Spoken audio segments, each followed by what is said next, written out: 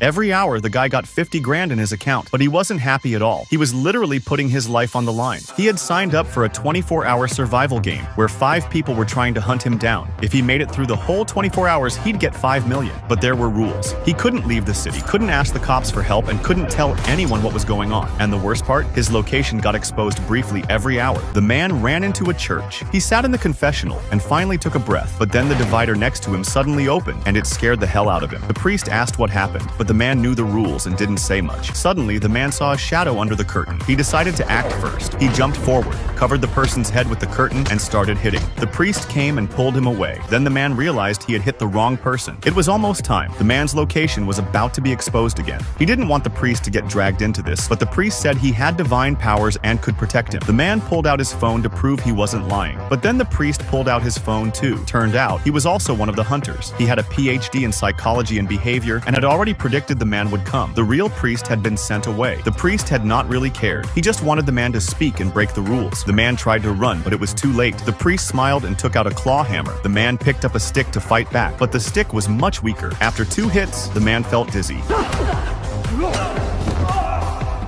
When the priest tried to hit again, his hand got stuck in the door because he used too much force. The man fought back right away and locked the priest inside the room. The priest shouted in anger. The man walked over and mocked him, but the priest slammed a hammer through his thigh.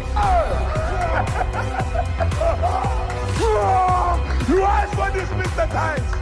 You said so yourself! The man stumbled out of the church, cleaned up his wound a little, and tried to run, but he kept falling after just a few steps. His location was about to be exposed again. At the same time, the man in the suit got even more excited when he saw the priest fail. The next hour was almost here, and he would get a few seconds to track the man's location. Meanwhile, the man saw that a football game at the stadium was about to end. An idea came to his mind right away. He walked to a jersey stand, and while the owner wasn't looking, he quietly grabbed a jersey and a cap. Then he rushed toward the stadium exit. He changed into fan clothes and put on the cap. A big crowd of fans started coming out. Everything worked out perfectly. The man in the suit showed up just then, but when he saw the scene in front of him, he froze. Everyone was wearing the same clothes. He had no way to spot the man. It looked like the man was going to escape until the jersey booth owner saw him. They started pulling at each other, and it caught the suit guy's attention. The man had no choice but to run again. A family was leaving the game and heading home. The man slipped into the open trunk of their car. The man in the suit arrived right after, but the trunk closed just in time. Soon, the man heard the driver say they lived outside the city.